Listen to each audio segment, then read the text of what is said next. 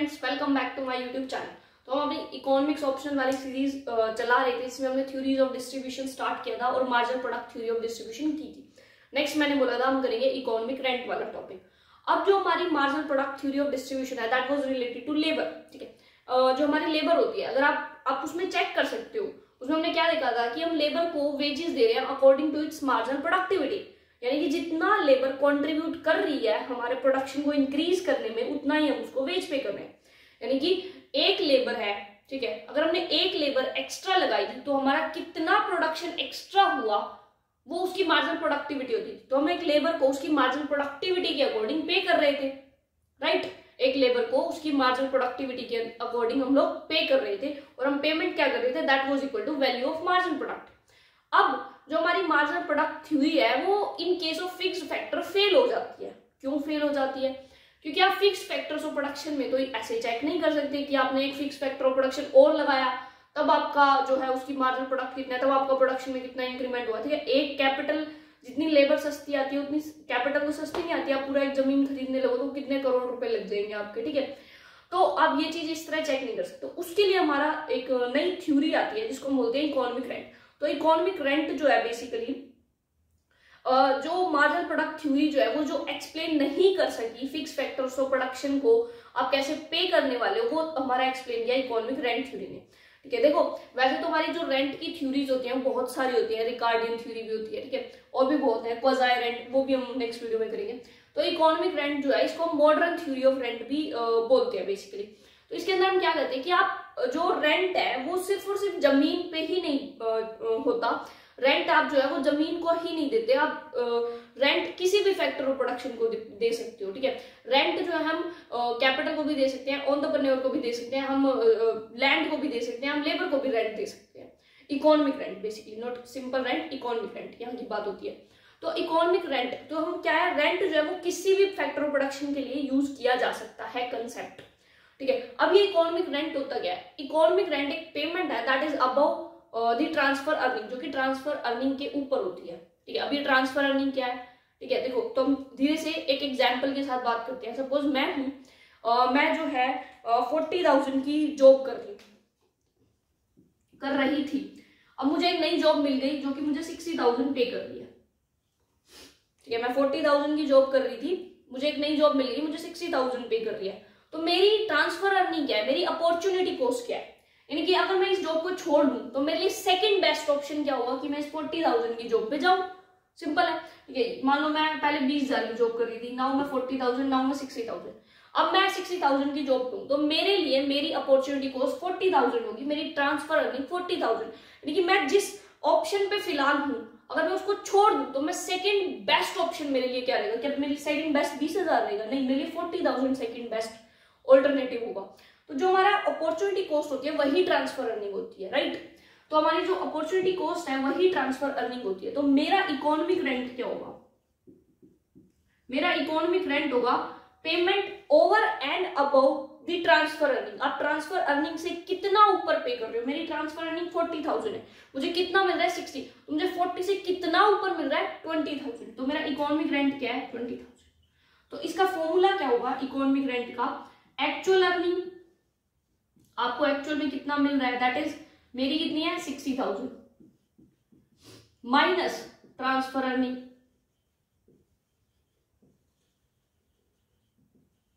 जो कि मेरी कितनी है 40,000। तो 60 माइनस 40 इज इक्वल टू 20। तो ये होता है इकोनॉमिक रेंट। ठीक है, तो इकोनॉमिक रेंट क्या होता है? The payment which is made to a factor of production over and above its transfer earning. तो जो भी हम ट्रांसफर अर्निंग के ऊपर किसी फैक्टर ऑफ प्रोडक्शन को पेमेंट कर रहे हैं वो हमारा इकोनॉमिक रेंट होगा।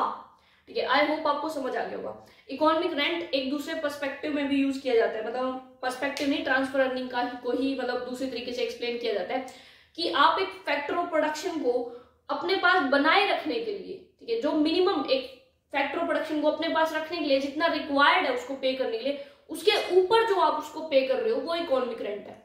जैसे कि सेम यही चीज है, जैसे कि एक जॉब है, ठीक है, जो कि एक पर्सन है ए, 20,000 की जॉब है उसके पास, 40,000, ठीक है, 60,000। ठीक है, एक पर्सन ए है, कंपनी एक्स, कंपनी वाई और कंपनी जेड, कंपनी एक्स उसको 20,000 दे रही है, कंपनी वाई 40 दे रही है, कंपनी जेड उसको 60,000 दे रही है, और वो काम किस में करेगा? ऑब्वियस है वो कंपनी जेड में ही काम करेगा, वो 60,000 पे कर दिया।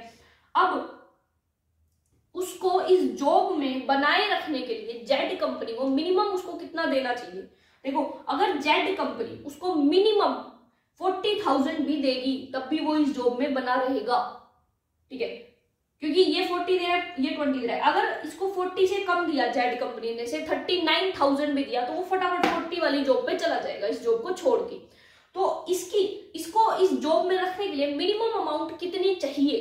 तो वो हमें इसको 40,000 पे करनी है मिनिमम, इसको इस जॉब में बनाए रखने के लिए। लेकिन हम इसको पे कितना कर रहे हैं? 60। तो एक फैक्टर ऑफ प्रोडक्शन को जितना उस जॉब में बनाए रखने के लिए पेमेंट करनी चाहिए, आप उससे जितना ज्यादा पे कर रहे हो वो हमारा इकोनॉमिक रेंट कहलाता है, ठीक है। तो इकोनॉमिक रेंट आपको समझ आ गया दोनों ही तरीके से क्या होता है हमारा इकोनॉमिक रेंट, ठीक है। अब जो इकोनॉमिक रेंट है वो डिपेंड करता है इलास्टिसिटी के ऊपर।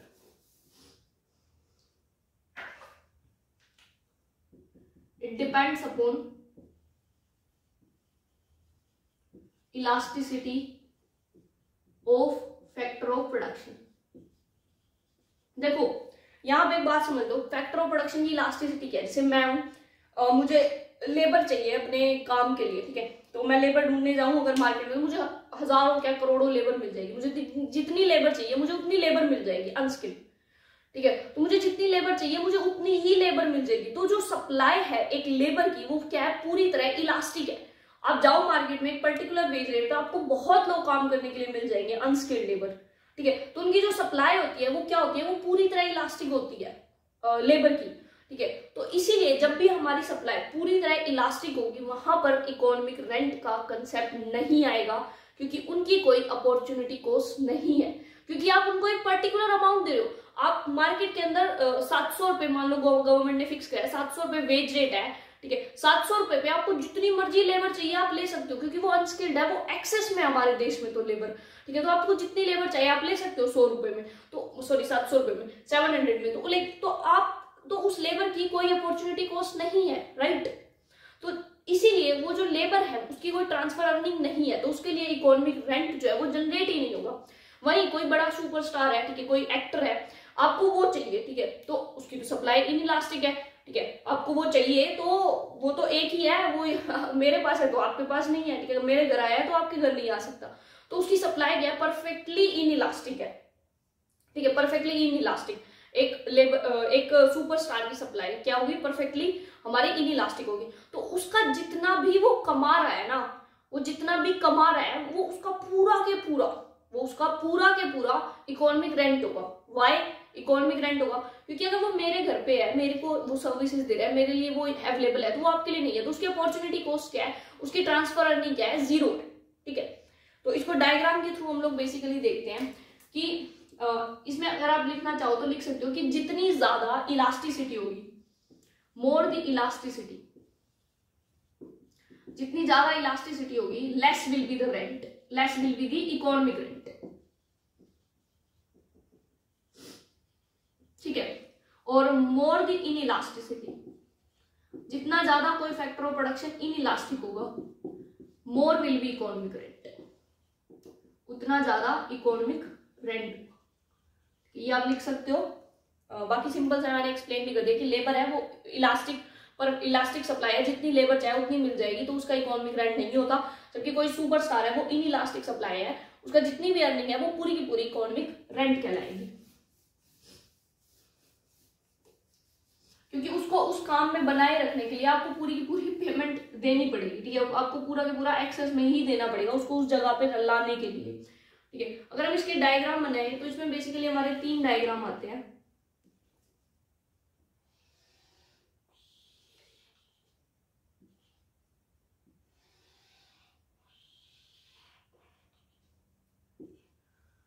तो हम यहाँ पर क्वांटिटी ऑफ लेबर लेंगे, ठीक है, और यहाँ पर लेंगे रेंट, ठीक है। आप सब में लिखें, सॉरी प्राइस ले सकते हो, क्योंकि हम price of factor of production की बात कर रहे हैं, तो हम जो भी फैक्टर ऑफ प्रोडक्शन की बात कर रहे हैं हम यहाँ पर रेंट ले रहे हैं, ठीक है। तो price of factor of production rent ही होगा।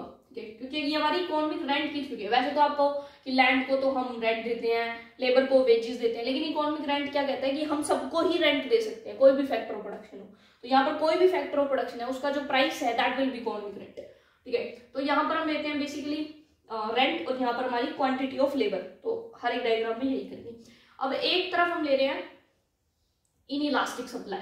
ये हमारी सप्लाई कैसी है? इनइलास्टिक। इनइलास्टिक का क्या मतलब है? आप चाहे उसको इतना पे कर दो, इतना पे कर दो, इतना पे कर दो, इतना पे करो, वो उसकी सप्लाई उतनी ही रहेगी। यानी कि सलमान खान अगर मेरे घर पे है तो वो आपके घर नहीं आ सकता। ठीक है, तो वो एक एक्टर है। ठीक है, तो एक्टर जो है, ये जो बड़े बड़े लाइक जो यानी कि सुपरस्टार्स हैं, उनकी सप्लाई इनइलास्टिक होती है। ठीक है, तो ये उनकी मान लो डिमांड है। ठीक है, ये डिमांड है, ये सप्लाई है, तो यहाँ पर प्राइस डिटरमाइन होगा।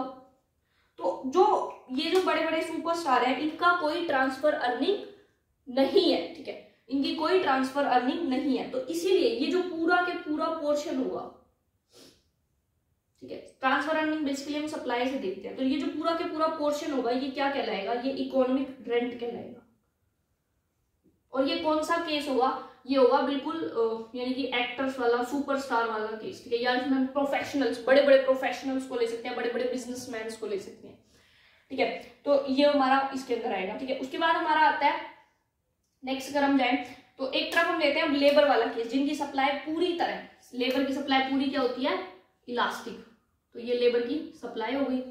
ठीक है, ये लेबर की डिमांड हो गई। दिस इज लेबर की सप्लाई, दिस इज लेबर की डिमांड। प्राइस कहाँ डिटरमाइन हुए? यहीं पर। और कितनी लेबर है? L star labour. प्राइस है आर, या रेंट ये है, या प्राइस पी ये है, कुछ भी ले लो। ठीक है, अब जो लेबर है उसकी आप सप्लाई से देखो, ये तो उसकी ट्रांसफर अर्निंग हम सप्लाई से देखें, यहाँ ट्रांसफर अर्निंग क्या थी? 0। यहाँ कितनी है? ये। तो ये पूरी की पूरी उसकी क्या है? ट्रांसफर अर्निंग है।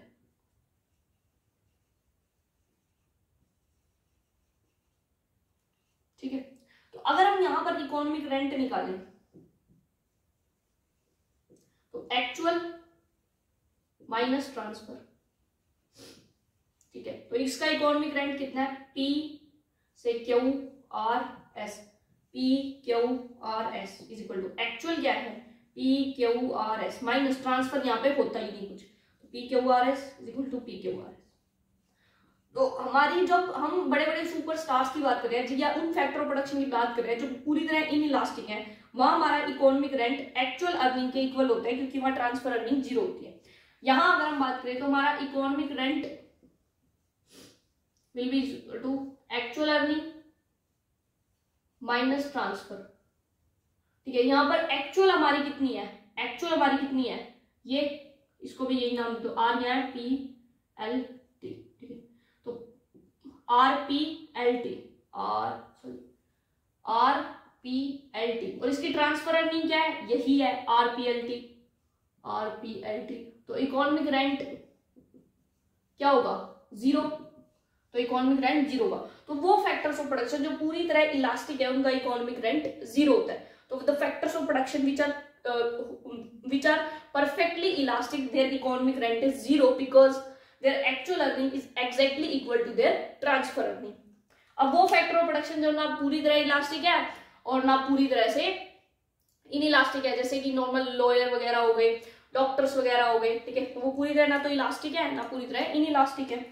तो ये हमारी होगी डिमांड, ये हमारी होगी सप्लाई, ये हमारा हो गया यहाँ पे प्राइस डिटरमाइन। ठीक है, ये प्राइस डिटरमाइन हो गया, और यहाँ हमारी एल स्टार, हम लेबर को एम्प्लॉय कर रहे हैं। अब हमारा इकोनॉमिक रेंट यहाँ पर क्या होगा? तो सप्लाई से ऊपर और प्राइस से नीचे का एरिया, ये हमारा कहलाएगा यहाँ पर इकोनॉमिक रेंट, ये वाला पोर्शन। ठीक है, तो ये हमारा पोर्शन क्या हुआ? ये वाला हमारा पोर्शन हुआ इकोनॉमिक रेंट। अब आपको यहां पर कुछ देख के समझ आ रहा है? ये हम मार्केट की बात कर रहे हैं, फैक्टर मार्केट। जब हम गुड मार्केट की बात करते हैं यानी कोमोडिटी मार्केट, तो वहां पर भी हम यही लेते हैं, ये हमारी डिमांड होती है, ये हमारी सप्लाई होती है, यहाँ प्राइस डिटरमाइन होता है। ये वाला पोर्शन प्रोड्यूसर सरप्लस होता है और ये वाला कंज्यूमर सरप्लस होता है। तो ये हमारा इकोनॉमिक रेंट कौन सा पोर्शन है? ये वाला, यानी कि प्रोड्यूसर सरप्लस। तो जब हमारी बात होगी गुड मार्केट की तो वहां प्रोड्यूसर सरप्लस होता है, जब हमारी बात होगी फैक्टर मार्केट की वहां इकोनॉमिक रेंट होता है। तो economic rent is exactly equal to or हमारा प्रोड्यूसर सरप्लस। मतलब ये नहीं है कि प्रोड्यूसर सरप्लस इतना है तो इकोनॉमिक रेंट इतना है, मतलब उनका कंसेप्ट सेम है, कंसेप्चुअली वो दोनों इक्वल बातें हैं, यानी कि सप्लाई से ऊपर हमारा और प्राइस से नीचे हमारा क्या होता है, इकोनॉमिक रेंट होता है। तो यहाँ पर हमारा इकोनॉमिक रेंट क्या होगा, ये होगा। तो ये था हमारा इकोनॉमिक रेंट का कंसेप्ट, छोटा सा, ज्यादा मुश्किल नहीं है, इजी सा है। आई होप आपको समझ आ गया होगा। और कोई डाउट है तो कमेंट सेक्शन और नंबर आपको दिया ही होता है, वहां पर पूछ सकते हो। मिलते हैं नेक्स्ट वीडियो में, दैट इज क्वाज़ी रेंट, उसको हम नेक्स्ट वीडियो में डिस्कस करते हैं। So till then bye bye bye.